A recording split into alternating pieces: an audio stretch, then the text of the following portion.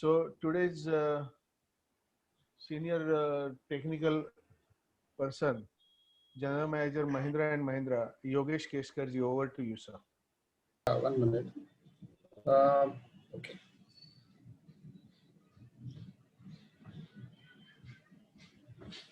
Hello. So let me begin. I will try to introduce this topic of residual stress, the causes and effects in manufacturing process as far as residual stress is concerned. So I will try to see what value I can add. Is the screen visible now properly? Yes, Hello? yes, it is visible. Yes, it is visible. Just a minute. I am not able to screen my screen properly. Just a minute. Okay, okay. We are able to see your screen. That's not a problem at all.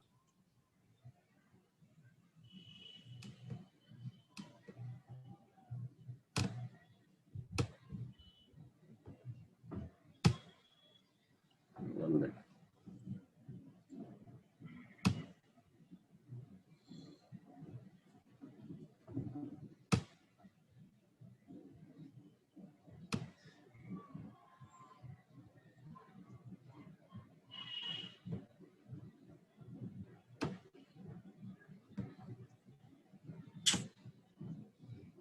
No, I am not able to see. Just give me a minute. Give me a minute.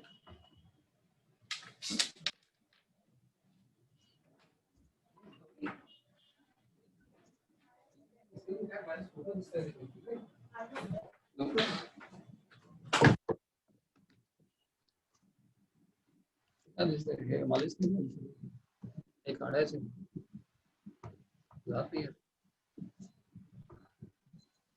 Hello, hello, huh?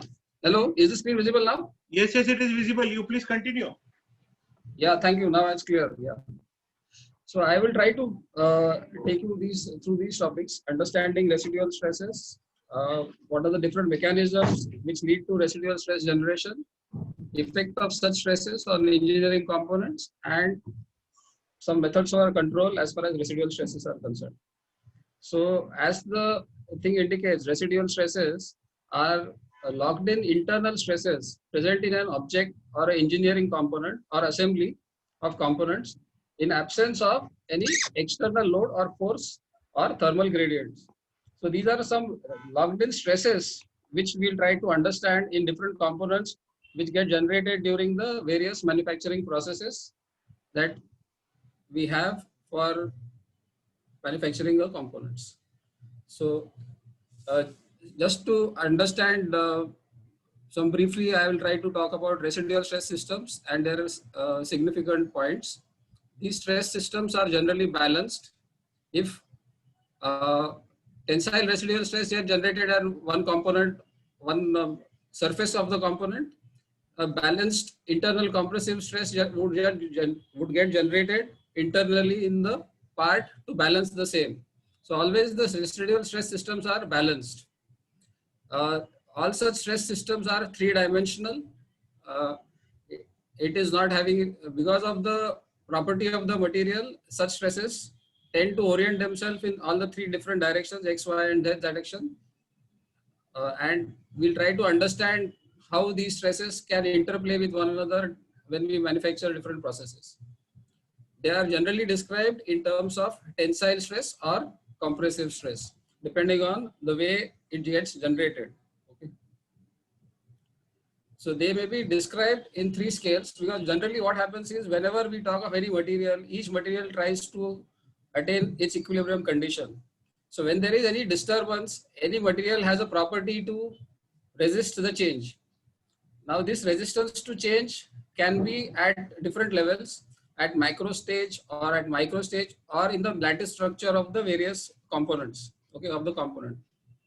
So for all engineering purpose, we tend to look at macro scale, where we look at the entire cross section of the part and any differences in processing the part during its manufacturing stage, be it in terms of mechanical loading or in terms of thermal imbalance.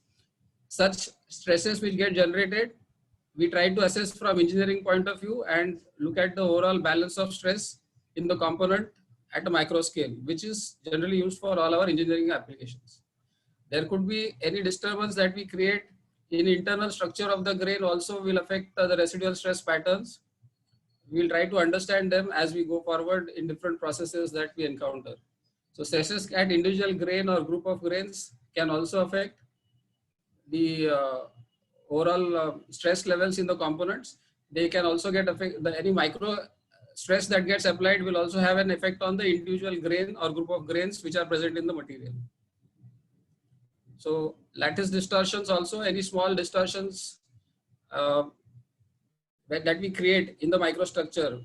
For example, when we look at carbon impregnation or carbon diffusion in during heat treatment, it tends to create lattice distortion and hence can create submicroscopic effect leading to residual stresses in the component. So they are generally averaged out and then measured in XRD. So we will talk about it as we go ahead. Okay. The main point, they are affected by foreign atoms that are introduced in the lattice structure, especially carbonizing. That is what I was trying to explain. For good fatigue resistance, surface areas should have compressive stresses in directions perpendicular to the fatigue crack propagation, which is always a favorable direction. If there are compressive stresses on the surface and if the component is subjected to tensile loading at any point of time during its service conditions, the loads have to first overcome the compressive stresses which are induced in the component, and then subsequently the effective stress will be relatively minimized. So for good fatigue resistance, it is our attempt to always increase the compressive stresses on surfaces which are perpendicular to the fatigue crack propagation. So such kind of favorable actions are also present in residual stress analysis. So it is, this residual stress can be harmful or undesirable at times depending on the way in which the part gets manufactured and the way in which it is put to service. There are certain applications where the residual stress is made use of in a positive way or in favorable condition, or there are some conditions where it tends to reduce the life of the component depending on the way in which it gets oriented.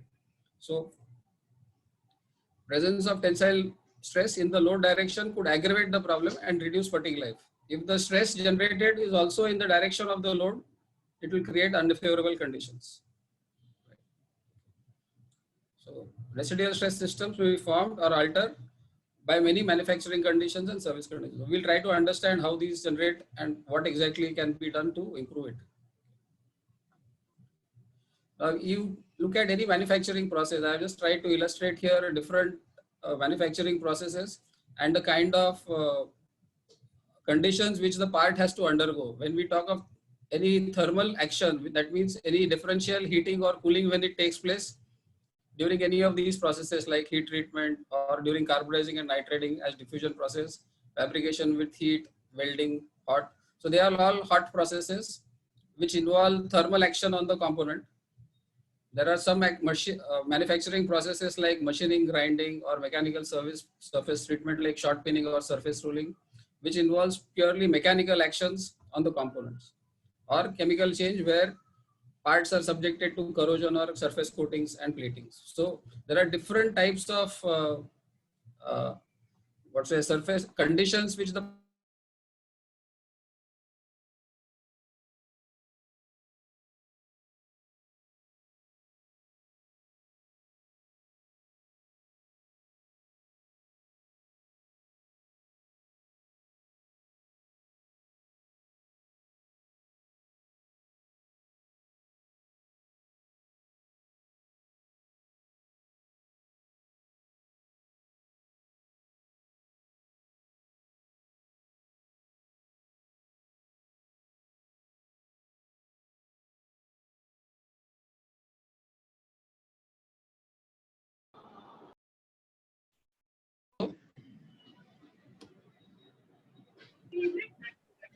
Hello.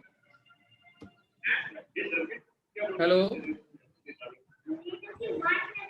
You are there. Come on, come on. Yes, yes, Yogesh, just a minute.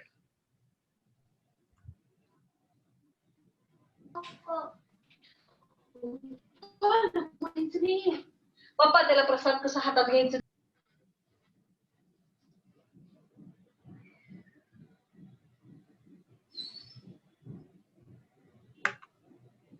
Can I speak, please?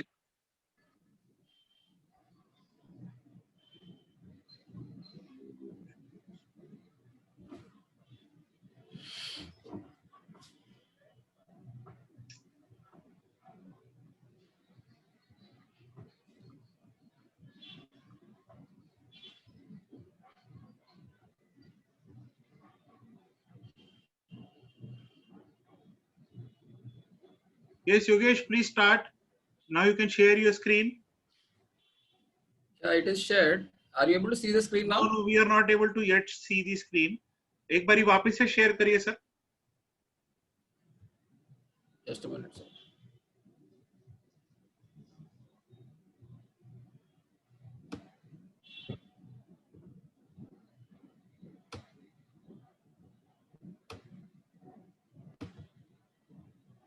आ रही है.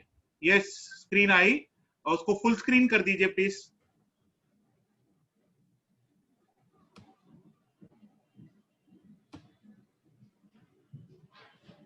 Yeah. Please Hello. start. Yeah, please start. Yeah. So, as we said that there will be always a tendency for the material to go back to its original position, and such stresses remain in the component even after the cause of the stress is removed. They generally develop due to non-uniform changes in material during at localized areas, localized regions.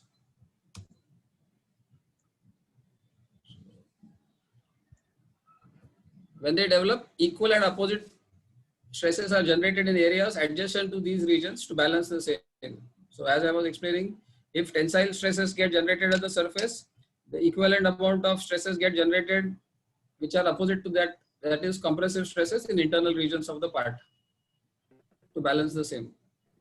So let us now try to understand how it really works and what really happens when we start this. So differential changes in the material cross, hello, Yes, please continue. can happen due to any of these three things that can happen, which are mechanical changes because of changes in thermal effects. That means if the surface is getting cooled faster as compared to the core, how will the system behave? If in terms of mechanical changes also, there are certain portions of the part which get mechanically stressed and certain parts remain unstressed or they behave differently. So let's understand each of these phenomena in detail. So mechanical changes, thermal effects, and metallurgical changes which happen during phase transformations. So we'll try to understand the significance of each of these change and what kind of change will lead to what kind of stress in the component. Okay, so let me first begin with mechanical change. And here before that, just the type of the stress and magnitude of the stress generated in process decides the outcome of the behavior and performance. 1 minute. The stress, depending on the part and the stress generated, it will have a desirable effect to counter the load during application, or it may lead to premature failure as we have been talking about. Compressive stresses generated during manufacture can help reduce the effective tensile stress during its load application and can improve fatigue life of component. So how does it help? Let's look at these examples. So before that, any material, when we look at, this is the standard stress strain curve. When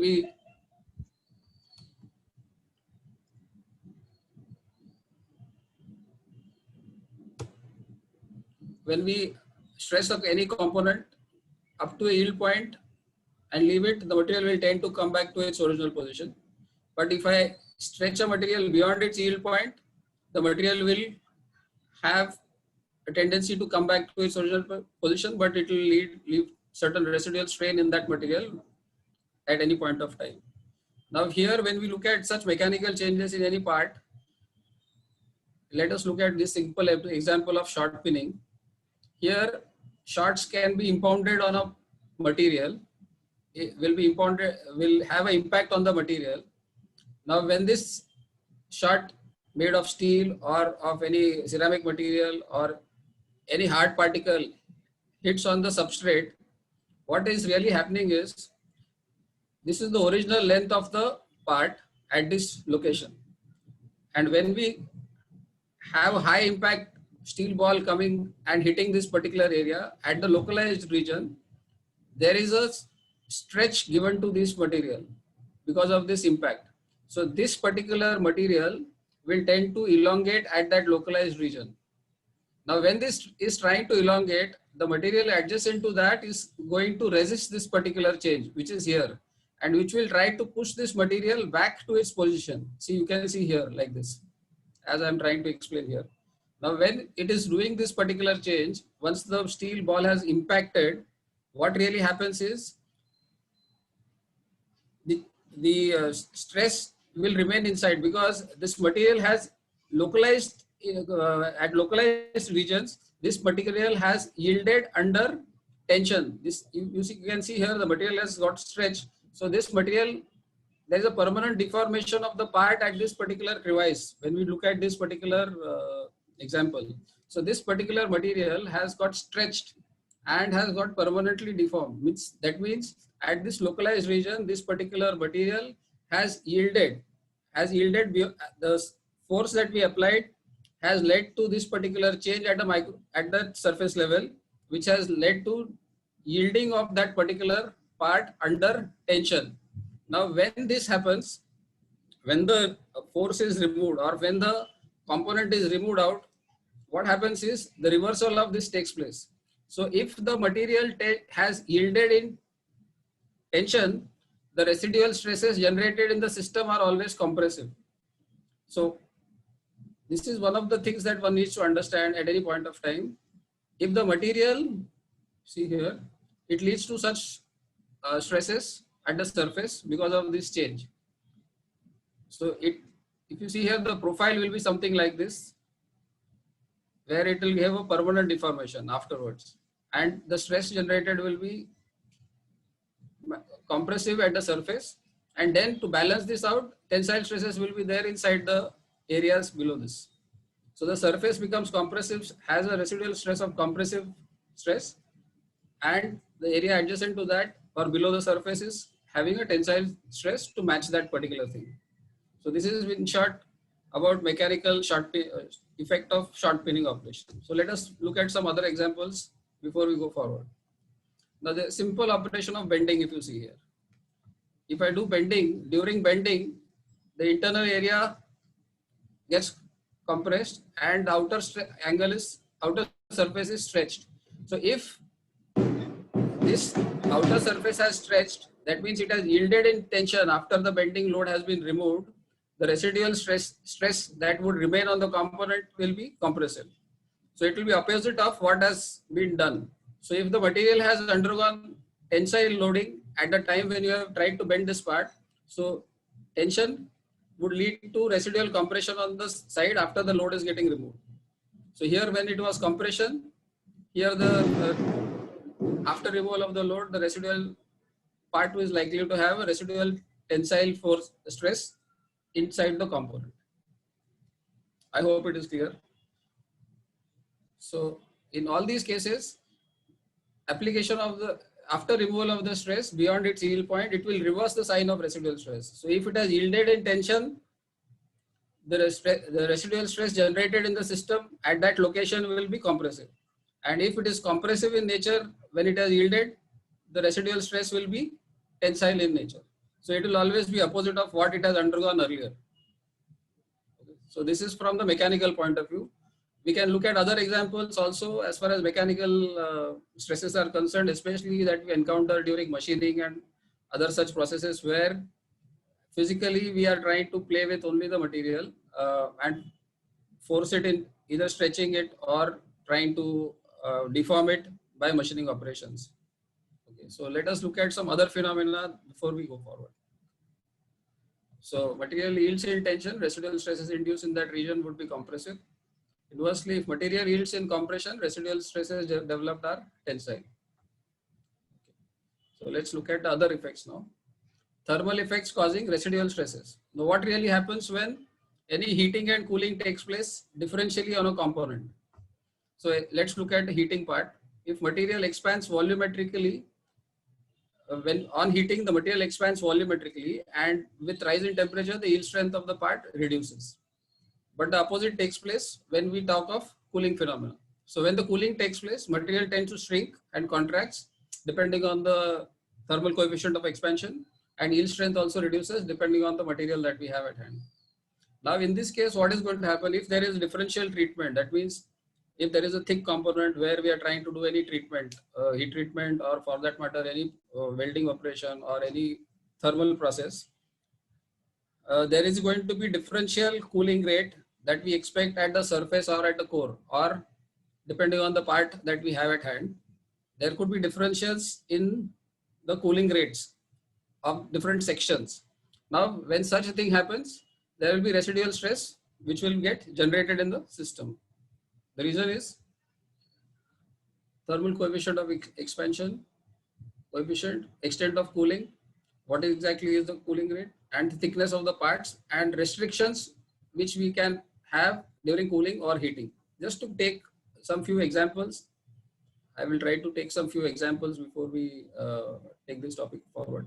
Material is restricted during heating.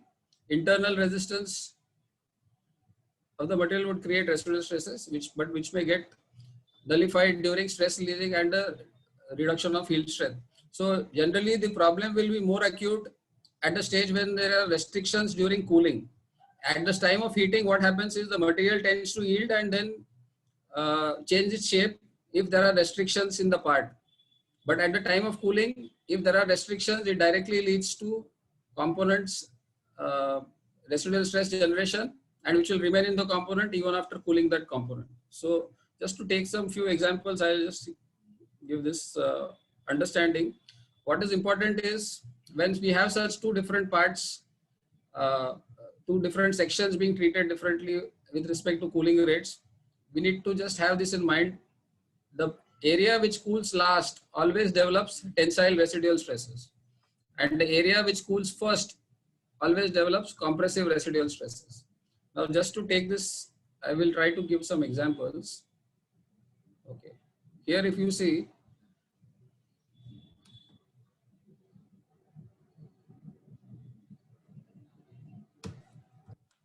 if we have a straight part, I heat it up and slowly and allow the part to cool down slowly, very slowly. That would not have any residual stresses on the component. If I am allowing to expand and cool the component at relatively slow rates, depending on the conductivity of the material, there will be no generation of any residual stress. But if we try to have some restrictions during heating or cooling, let us understand how the material is likely to behave. If I use this similar block and try to place it and restrict its movement by at these locations, what is going to happen? And if I heat the component, what is going to happen is this part is not going to be allowed to restrict the component. I have tried to take this part and hold it here. So what is going to happen is when the part gets heated, the part will be forced to expand in this direction only because this part is already restricted. So there is an internal stress which is there in the component, which will make that part move up and expand in this direction. So expansion will take place. And once it starts, when the same part will start cooling, what happens is this particular thing will become undersized because it has already expanded in this direction, which was originally not present. And when we start cooling it, since it is trying to get expanded in this direction, it was restricted during expansion here, and then subsequently when it starts cooling, there will be a reversal of this particular process and the part will shrink from this direction, and then the part will be less than the original dimension. We'll have a less dimension in this particular plane. But here in this case, if this same example, if I consider here by having rigid faces here, what is going to happen is this particular stress will remain in the component and will create residual stress, because here the effect of residual stress was directly seen on the component. And when it cooling was there, there was no restriction on cooling. So the part could shrink in this direction and the part did not develop residual stress, but the part's dimension changed. It got distorted and it got reduced. But in this case, if there are restrictions on both these sides, so during cooling, what is going to happen? First, during heating, it will grow up and the size will increase in this direction. But on cooling, since there is no chance for it to move, contract in this direction, residual stresses will get generated in this direction. So here, the material which cools last will always have tension. So this will be always having tensile stress generated in the system if there are restrictions from both the sides during cooling. Okay. Now similarly, let's go to some other example. Here also, if there is a part like this and we try to heat only on one side. This particular side, one side we heat, and this side is kept cold. What is going to happen is this particular material is trying to expand, and this remains as it is. So when it is trying to expand, it is trying to stretch this material also. This material also at that time. So it will have an effect on the mating part also. So when this particular material is trying to uh, uh, eh, because of the heat, when we are trying to expand this particular thing, it will have yield under compression, and then subsequently it lead to tensile residual stresses at the end of the cycle when it is cooled down to room temperature. So here also, since this particular material was trying to uh, uh, get adjusted, because what happens is compression and compression, there will be tensile stress to balance the same. But in this case, when it is trying to yield under compression, tensile stress would get generated at the end. And here also, this was also trying to get compressed because it was, this material was forcing it down here, this material. So it has mechanically got affected, and then compressive, it was yielding under compression. So here also the tensile stresses would get generated. And to balance the same, compressive stresses would get generated at the center of the parts. So this will have effect like this. Let's look at one more example. Here we are talking of another example where we have taken a plate and tried to locally heat it at a center at this region. So when the part is getting heated, the other adjacent area material is trying to push it inside, and only this particular, and this material is trying to expand outside. So since there is restriction on these sides, the material will yield and will go and grow in size in this direction. So here we see here a bulge coming up at this location. But the same thing, when it cools down, what is going to happen is the reverse phenomena is going to take place. The material which was getting compressed, now the reversal will take place, and the stresses generated will be tensile in this measure, and also the original dimension of this particular area at this location will get reduced like this. There is a thinning down here that you observe at that localized area.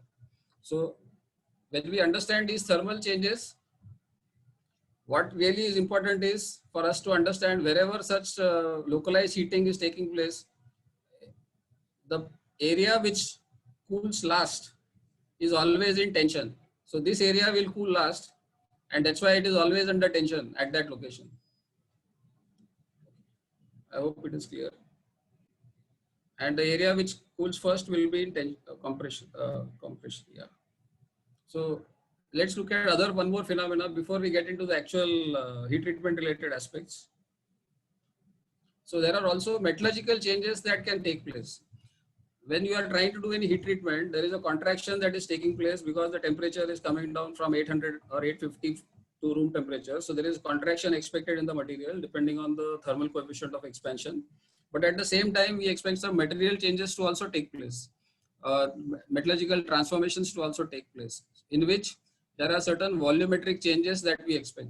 If we talk of steel, where we know that austenite will get converted to martensite, we expect some volume growth in the areas that get transformed. So when they get transformed, again, this particular phenomena will act and behave in a different way. So behavior expected on the parts that quench, cool areas would transform first, and areas which transform last. Now here also, if we have a component, a thick component, I will just try to explain this in a different way. Let's go through 2 slides, then I will explain. But materials which transform last involving growth would yield under tension, under restrictions, and hence lead to compressive stresses in material. And reverse is also true. Materials which transform first, which involves growth or increase in volume, would develop residual tensile stress to balance that compressive stresses produced in the adjacent areas. Let us see how it affects. So I'll just take this point forward. I'm just reiterating the same thing. Where the metallurgical phase transformation takes place, growth is present.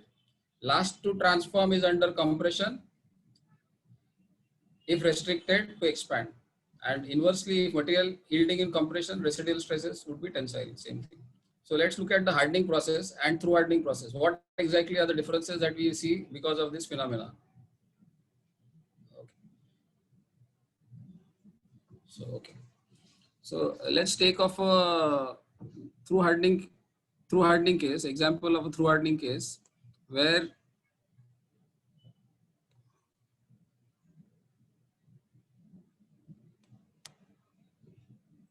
we have this is the CCT curve. So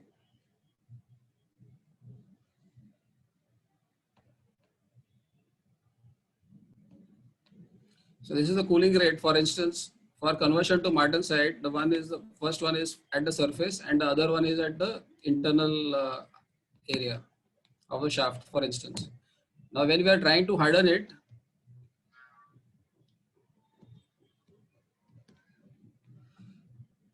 the surface will reach the martensite finish temperature much earlier as compared to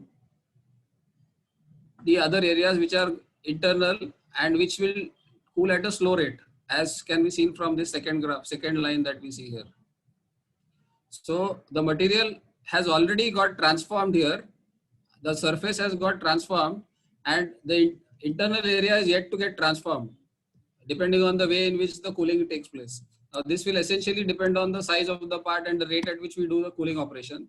But there will be always such differences in parts where such transformations takes place. So for a through hardening component, what is happening is the surface is getting hardened first and internal areas are last to transform.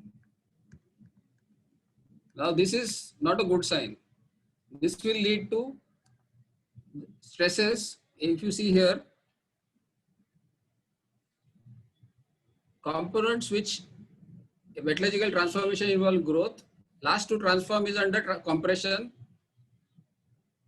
and yield under tension. If material is in compression, residual will be tensile. So here what is happening is, in a through hardened job, in a through hardened job, the surface will have tensile stresses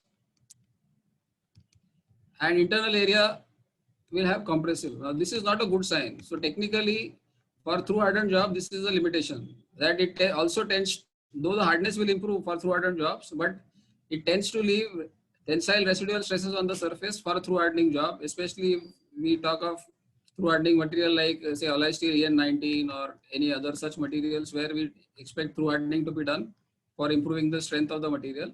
But such shafts tend to have residual tensile stress on the surface, which tends to reduce the effect of the hardness or alloying elements that we have in it. But the same is not true for case hardened parts. Case hardened parts, what happens is we have a case with high carbon at surface and low carbon internal areas. So this helps us. See here, when you see the temperature, the MS temperature for high carbon steel is around low. This is for a eutectoid steel I am showing, MS and MF. But for low carbon steel, the temperatures of transformation are much higher. This is for low carbon steel. So the low carbon martensite formation tends to happen at temperatures above 400 degrees centigrade. It starts transformation at 400 degrees centigrade and finishes at lower temperatures. But case hardening process is much better for generation of residual stresses on this part, because case hardening helps us to generate compressive residual stresses. Now what happens is, in this case, the internal core would get hardened, core will get transformed first, and then the case will get hardened, case will get transformed. So core followed by case for case hardened parts, as against through hardening part where we had these differences and led to tensile stresses. But in this case, depending on the way in which we optimize our process cycles, we can adjust and get compressive residual stresses on the surface, especially in case hardened parts. So case hardened parts are beneficial for improving residual compressive stresses because of the way in which the transformation takes place at the surface and at the core. Okay. So this is just one screenshot where we have tried to show this slide, which talks about how the temperature changes and how the martensite and austenite conversion takes place. What happens is first, because of low carbon percentage, the martensite transformation is first taking place internally at these regions, and then it gets converted here. Because of the high carbon here, the temperature MS and MF temperatures are at much lower temperatures. So as the cooling rate is, as the temperature is falling down, this gets transformed first for case hardened parts, and then the outer surface gets hardened. So this is the advantage that we get on case hardened parts. Not only does it give us good impact values because of the soft core, but it helps us add residual stresses, favorable residual stresses on the surface during the hardening process. So through hardening process produces residual tensile stresses on surfaces and compressive residual stresses in the center of the core. Now here, if we have a through hardening part, what happens is, if this particular residual stress, as I was talking about, when we talked of these differences, if for a thick component, when such differences are very high and the residual stress generated because of this differential expansion is very high, it can cross the yield point of the material and it can lead to quench cracks. So excessive residual stresses can lead to quench cracks. So if we have very high alloy content steel and relatively thinner sections, thinner means not thinner but medium sized sections, then this problem can aggravate depending on the rate at which the cooling takes place. So residual stresses can lead to quench cracks at times. So here is the same thing, MS temperature is higher. So the low carbon martensite gets transformed much earlier in the system in case of case carburizing as compared to high carbon alloy steels. And we can always optimize the chemistry, cooling rates and carburizing cycles for getting a good gradient. Temperatures, transformation temperatures can be altered depending on our process controls, so that essentially the internal area should get hardened first, transformed first. So that is the first thing. In case hardened parts, the advantage is from heat, thermal gradient also. Thermal gradient, the at the room temperature, when it comes to room temperature, the outer surface is relatively cooling faster as compared to the inner surface when it below the MS temperature. So it helps to add compressive stresses from the thermal effect also. Okay. So in welding also, now after heat treatment, let me just touch upon welding process also and how it affects. So in weld belt also, but essentially the main thing that we need to understand is, from a thermal point of view, the metal which cools last is always under tension, and the opposite will happen. Reverse is true. That means the material which is cold will always have a compressive stress in the component, in the metal. So here also welding, when we are trying to weld two metals, the adjacent areas are cold and we are trying to do a welding operation. So this particular heating operation will lead to tensile stresses in the surface where the welding is done, weld bead especially, and compressive stresses in adjacent areas. So this is generally a profile of the residual stress which gets generated during welding operation. The areas which are hot, they tend to generate tensile forces, and the areas which are away from it have compressive stresses inside them. So this is what we need to, and to control this particular thing, options like preheating or controlling the heat input in such a way that the rate of cooling is optimized or reduced to eliminate extent of residual stresses, effect of residual stress on weld structures. On the other plane, this is at excess plane, this is on the as far as the longitudinal section is concerned, we will have a section like this where, because of the way in which the cooling takes place, such stresses would get generated perpendicular to that axis. So here one important point to remember is uh, there is a lot of demand for maintaining very high accuracy and dimensional control for welded joints or fabricated points.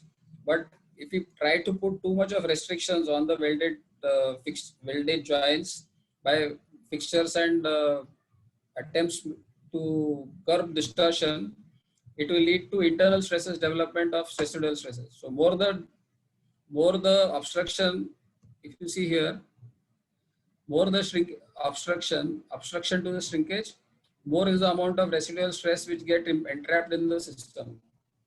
Lesser the obstruction, the lesser will be the residual stresses in the component or system during welding operation. So this is something which we need to be careful about, and a balance has to be struck between both the uh, degree of obstruction that we create on fabrication during welding, so that the effect of residual stress is also optimized, apart from the other parameters that we have at hand. So depends on the load of the structure during service condition, residual stresses may be favorable or unfavorable, because this when we have complex structures, this particular phenomenon is very important, because some components on the surface may get have tensile stresses, residual stresses generated, which may aid if compressive loads are coming on that component during field operation or service conditions. So majority of the times we try to minimize such stresses so that uh, the life of the component is better, because tensile stresses as such are harmful because they tend to generate cracks. Compressive loads are not as harmful, mostly in such structural components. So apart from weld heat input control, if there are multiple welds in a section, then it is important to understand the sequence of welding, which is very, very critical, so that the heat input is balanced and the rate of cooling is optimized in such a way that the residual stresses are minimized. Because it is not just the obstruction to shrinkage, but if there are two adjacent places which are getting welded together, the sequence can help us optimize the heat available during cooling stage. So sequence of welding will be very, very critical parameter to look at. If you allow parts to cool without restrictions after welding, they would lead to development of residual stress, leading to disruptions. If some disruption takes place later on. Similarly, I'll just give you an example of plastic molding also. Here the same thing is happening. Here, if there is a uniform cooling at the time of plastic molding, constrained contraction and later stage of cooling, the effect will be like this. Because of this constrained contraction, the material to cool last will tend to generate residual tensile stresses at these regions and compressive stresses on the surface, which surfaces, since they are likely to cool faster, both the ends. But the same thing if it is with non-uniform cooling like this. On one side, the heat extraction rate is different as compared to other area.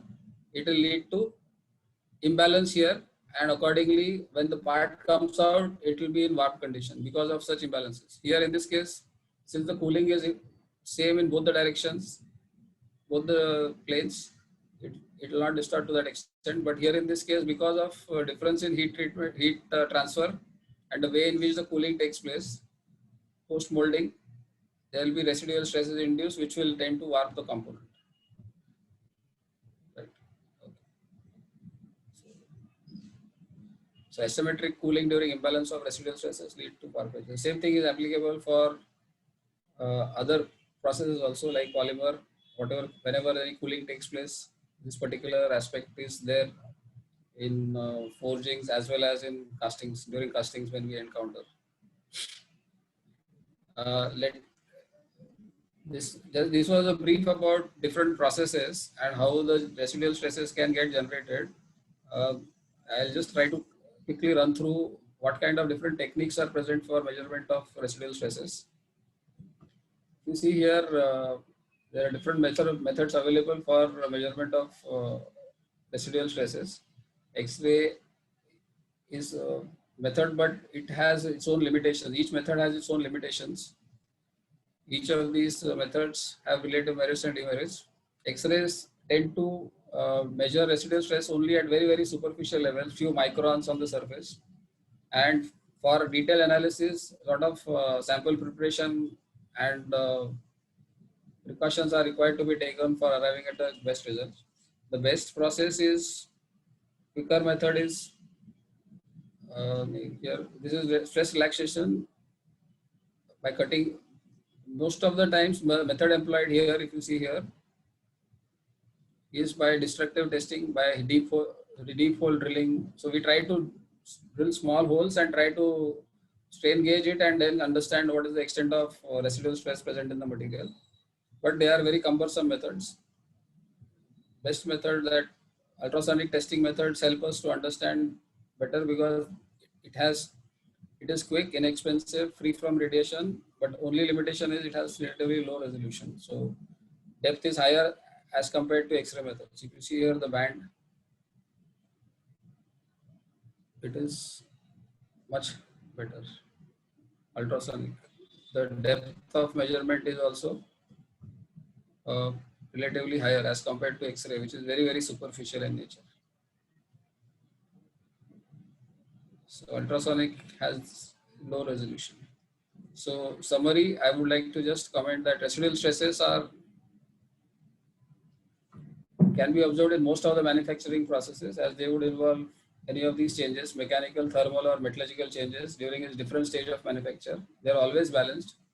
And for us to take advantage of this, we need to understand how they get generated. The residual stress pattern, once we understand, can be altered once we understand how they are generated in the system. Because there are a lot of surprises we get at times where uh, for any operation where we are trying to do one operation, but it leads to change in dimension in other areas. So such surprises, we need to look at the previous processes which the part has undergone, because what happens is, if there is some residual stress pattern which has got developed in the system and we try to do any machining operation or any operation where this particular pattern gets disturbed, it will again rebalance itself and reorient itself and then create that stress which will lead to such distortions. So once we understand the processes which the material has undergone, then we are able to link it and then take necessary actions to overcome it. So with this, I finish my presentation. If you have any questions, I am ready to answer.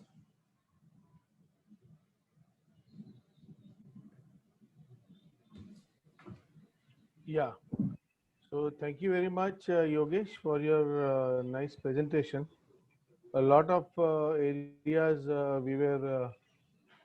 we got cleared today, that why these stresses, and if the stresses are there, what is to be done, and how the stresses are measured, and how to avoid these stresses if at all we have to avoid it. So thank you very much for your nice illustration of the subject of residual stresses. There are a few questions in the chat box. Let me take them one by one. Yeah, there is one question. In general, for carburized components, for example, say 8620, minimum 58 HRC, what are the residual compressive stresses values at surface level? Any take on this? Here, what I would Even see, some ballpark figure. depending on the size of the component and the process that we follow, as we said, it can be altered. And the general values that we expect based on general gear hardening, for example, 8620, since we are talking, which is mostly used for gear applications, the stresses that we measured on the surface are in tune of anywhere between 250 to 450 MPa. Okay. So how to measure the stress, residual stress values in cast iron? Cast iron. Yeah. Cast iron, Any uh, measurement technique. Yeah. see, cast iron generally, whatever grades we use, uh, we try to. There are two important things when we look at cast irons. It has very high percentage of carbon, so generally we try to operate at near eutectic compositions first to start with, because the first phase change here, apart from ferrite perlite generation, is release of graphite in the first place, because from the austenite, as the temperature comes down at higher eutectic temperatures, the at 1150 or so, there will be carbon precipitation or graphite formation. So we try to operate near to the eutectic composition in the first place, as far as cast irons are concerned, and subsequently the hardness would get dependent on how much saturation or how much level of carbon is present in the matrix or in the solution when it comes around 750 degrees centigrade or eutectoid temperatures near that temperature. So the stresses at that time are relatively much lesser, uh, but more effect is because of the thermal conditions that change at the rate at which the cooling takes place. Composition wise, the effect is much less because it is not like a hardening process where the expansion is taking place at lower and higher temperatures. As we saw, MS and MF temperatures differ for low carbon and high carbon steel. In this case, the changes, the metallurgical volume changes are taking place at much higher temperatures of 1150 degrees centigrade when the carbon gets precipitated, and at the lower station, at the lower temperature, it is only ferrite and perlite formation depending on the carbon present in the solution. So the most important point for cast iron is uh, thermal effect, especially at lower temperatures, more than the metallurgical effect, especially with respect to different section thicknesses. If there are thin and thick sections in cast irons which get cast, there the effect will get magnified because of thermal effects rather than metallurgical effect. Yeah. Hello, I hope I'm Yeah. clear. So, uh, no, I think he is asking about the best method to measure that residual stress. Measure, see, any the result will be known by machining. In fact, if you have residual compressive stress on surface and when you try to dislodge it by during machining, the effect will be seen to you. Uh, So Sir, quantifying any method will be very difficult. sir, actually, we are facing crack generation after machining, so that is why I am asking this question. Could you Crack just generation repeat? in cast. Actually, sir, we have the FG 300 cast iron grade, and which forming the crack after machining. Hello. Yeah, yeah. Hello, Hello. sir, am No, I I'm not audible? able to hear, sir. Mr. Rajesh? Hello. Hello, am I audible? You are talking of 300 grade casting. Hello. Yes, yes, correct. Hello. Hello. Hello, hello, sir. Hello. Unable to hear you. So if it is Hello. 300 grade casting, it is not the compositions normally that we use for 300 grade casting are not near the eutectic temperature, eutectic compositions. They are much lower. The carbon equivalent for 300 grade will be much lower as compared to 4.2 equivalent, carbon equivalent. Hello. Yes, sir. Hello. Carbon equivalent is near about to 3.7 to 3.8. No, I'm not able to hear you, sir. Hello. Hello, hello, hello. Am I audible? Hello. No, not clear. Could you be near the mic, please? Yes, sir. I'm near the mic. Am I audible now? Yes. Go Hello. ahead. Yeah. Yeah. Better. Yes. Yes, Yeah. sir. So could you just Actually, tell the problem again?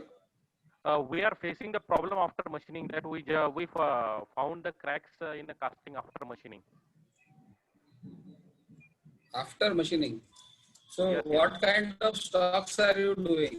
Stocks are you Actually, having in that case? machining stock is around 2 to 3 mm. Okay. And have you checked the metallurgy near those areas at that place where such cracks are Yes, getting generated? yes. Metallurgy is absolutely okay. That is no issue about the metallurgy. What is the section thickness there? Section thickness is Hello? around 9 sir. 9 mm. Because And 9 300 grade it, casting. yeah, 9 remaining after the machining. So before that it is much higher. It is around 11 It's important to understand the overall thing, then we can comment on it. But section thickness variations are they present? And main thing when you talk of such thicknesses, now, one important thing is before machining, if you can do the metallurgy part of it, you can understand things better. Because generally, what happens is when such castings are there, especially for 300 grade casting, now, the surface metallurgy of the parts prior to machining is very critical. Hello. What happens is if you have when you are trying to machine, depending on the machining stock that you have, tensile residual stresses can get generated on the surface, which lead to these cracks. When you are saying the crack is getting generated, that means tensile residual stresses are getting generated at the surface. Now for such tensile residual stresses are concerned, I first suspect that are you finding any ferrite band near those regions? Though the matrix that we expect is of ferritic matrix, but do you find ferrite bands near the surface before machining? If you can check that, No, it will help you. no, sir. There is no ferrite band. No ferrite band. Okay. Yes. Maybe we'll have to take a deeper look and understand the part in detail. But sir, Because how that's can we what came to measure my mind first. the measurement of You're residual Mr. stress? Rajesh from? You're Mr. Sir, Rajesh from? I am from Pune, sir. Pune, which company you have? Which organization?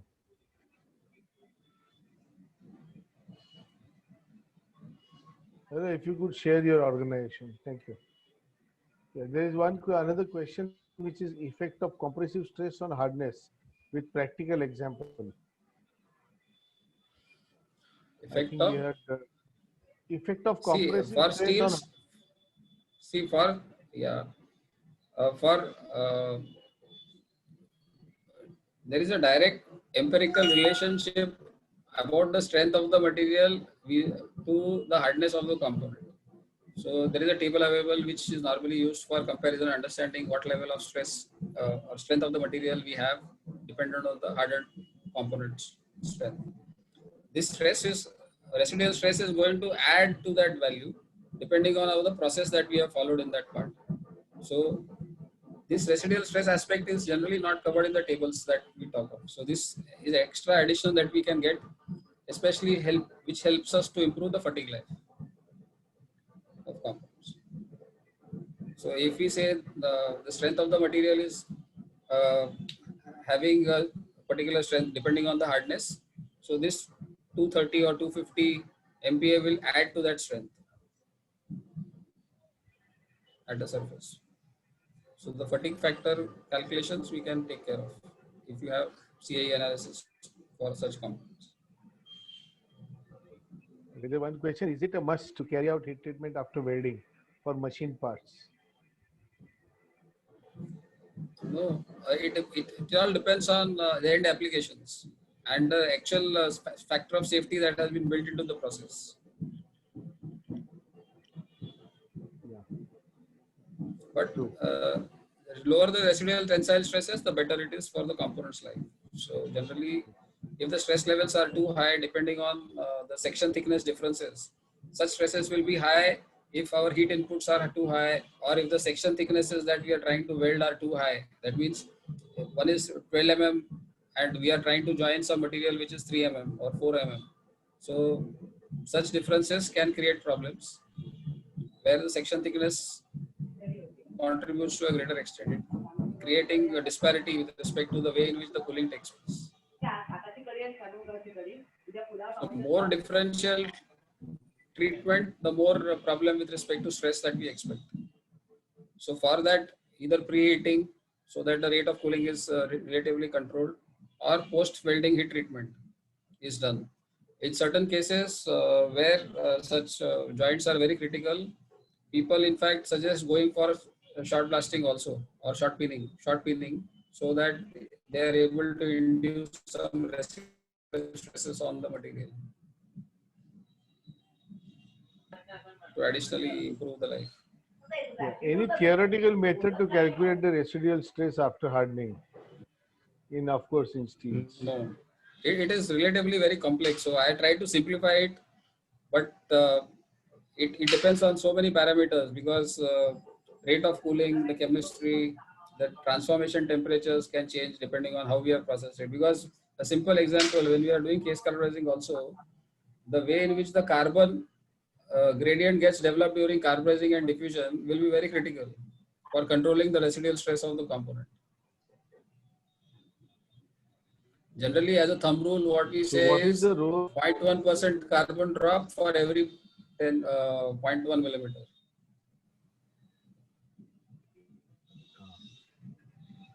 Yeah.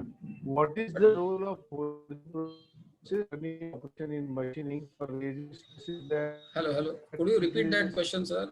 in. I could not get it. Hello. What is the role of forging processes? Hello. What is the role? Yeah, could you hear Yeah. me now? What is the role of Yeah. forging Yes. process and even turning operation in machining? What is the role of forging process and turning operation in machining for raising the stresses that further increase in thermal processes? Yeah. It depends on the way in which we observe the component during its processing. Suppose when we talk of forging, when we do machining, we clamp the component and do machining on the first part.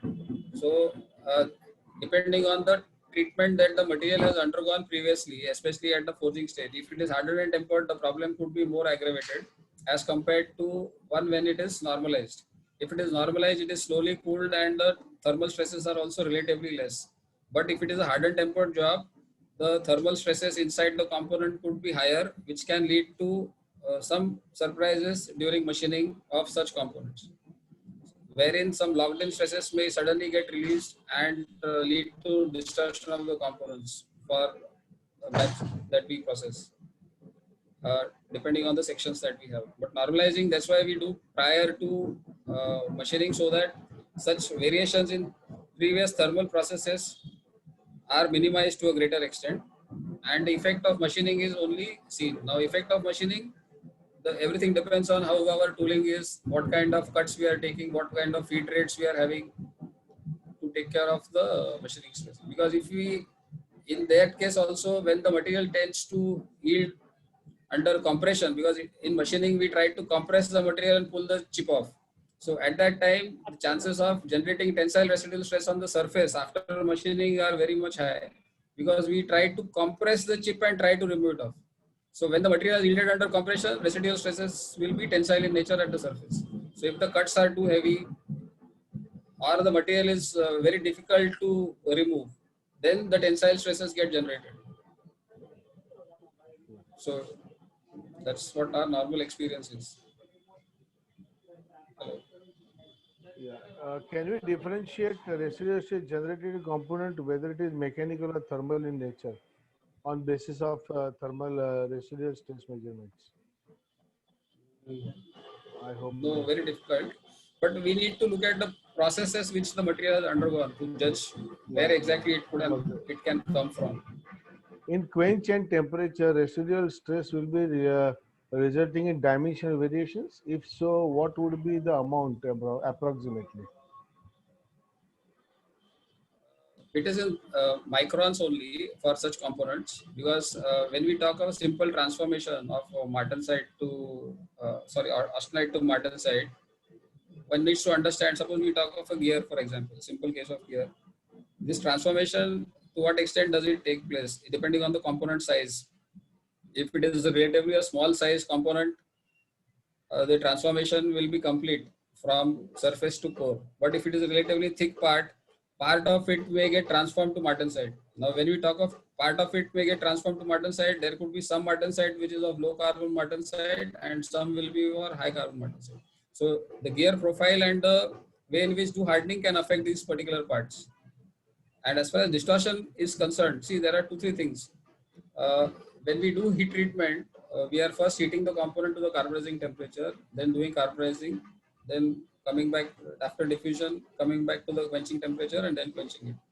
Now, depending on the way in which the parts are loaded, some distortions can happen because of the weight of the component itself. We have a gear, heavy gear, big gear that we have loaded in the part, and depending on the way in which the load gets, the gear gets loaded at high temperature of say 920 degrees or 910 degrees centigrade, because of its own weight, there could be some variation. It will tend to sag down depending on the supports that we have provided there. So there could be localized uh, yielding for that gear at that temperature before it is even quenched. During heating itself, it may get distorted. One. The next thing is, if we have prevented that such kind of changes in dimension on the gear because of the condition of heating, then subsequently cooling will be playing an important role.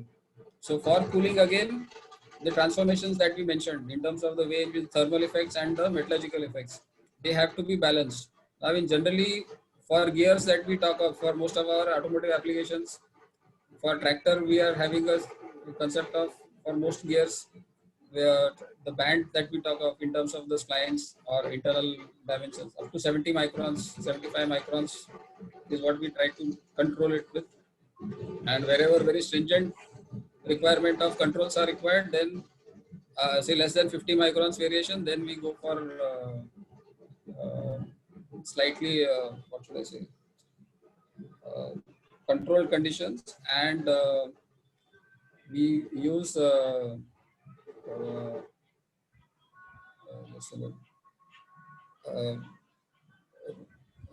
press press quenching, like ring gears, where the dimensions are further controlled to a greater extent. Yeah. I think, Yogesh, there are very many questions which I would like you to answer, but not at this moment because it's already time. So what we will do is, for all the benefit of all the participants, we will take these questions personally with you, and then we will write back to them. We have the email ID which has been registered. We'll definitely write back to him. So thank you very much, Yogesh, for your nice presentation and very informative. And of course, your lot of experience in working with residual stresses have come into it. And thank you very much, all the participants, for nicely being very patient, even when we were a bit delayed by around 5-10 minutes. So thank you very much, and good night, all. Thank you. Thank you. Thank you very much, everyone.